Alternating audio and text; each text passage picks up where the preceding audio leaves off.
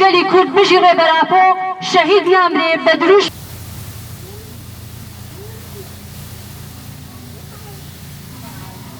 لەسەر گڵکۆی شەهیدانی گۆڕستانی شەهید هەڵوێز لە ڕاپەڕین پیرۆزبایی لە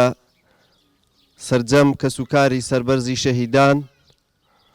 تێکۆشەرانی ڕێگەی ئازادی هەموو زیندانیانی سیاسی و ڕێبەری گەلانی ئاشتی خواز بەڕێز ڕێبەر ئاپۆ دەکەین و لە کەسایەتی ئەو شەهیدانە کە هەر یەکەیان لە بەشێکی جیاوازی کوردستان بەشداری تێکۆشانی ئازادی بوون و هەر یەکە و لە شارێک هەر یەکە و لە بەشێکی کوردستان بەڵام لە چوارچێوە و بۆ ئامانجێکی هاوبەش لە پێناو کەرامەت و بوونی نەتەوەی و ئازادی گەلی کووردا شەهید بوون هەموو شەهیدانی کوردستان بەبیر دێنینەوە سەرەڕای بوونی ئەوەی کە ئێستا هەموو جیهان دەرگیری ڤایرۆسێکی کوشندە بووە بۆتە هۆی هێنانی قەیرانێکی ئابووری گەورە بۆ سەرگەلەکەمان بۆیە ئەرچی هەموو گەلی ئێمەیە کە بۆ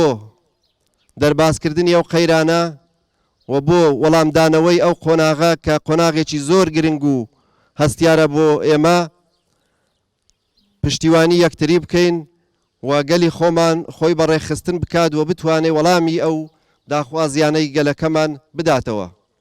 چونکە دەسەڵاتدارانی ئێستا لە باشووری کوردستان و لە هەموو بەشەکانی دیکەی کوردستان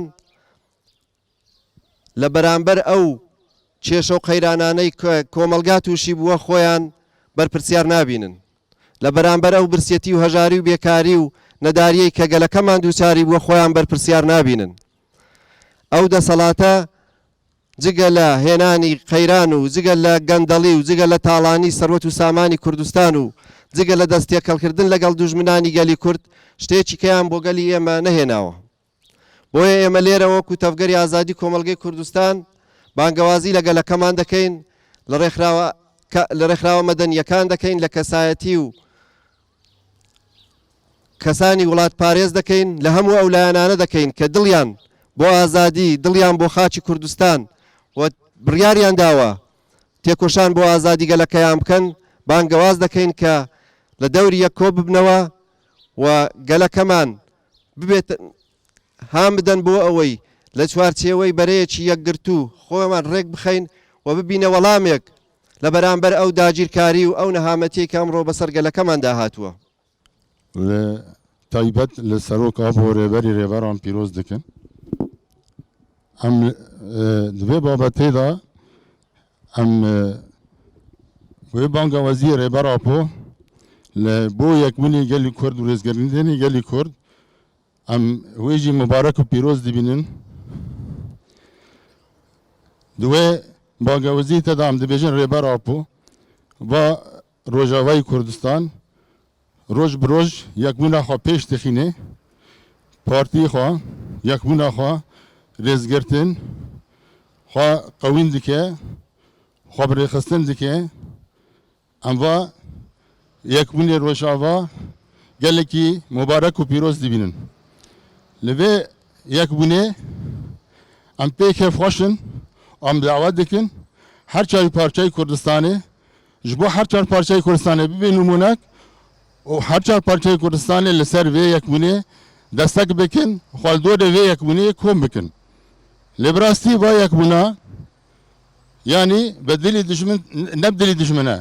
bi dilê dijmin niye. Dijmin katê em yekbûnê dirist dikin, ew êrişî ser vê yekbûnê dike. Lê dubara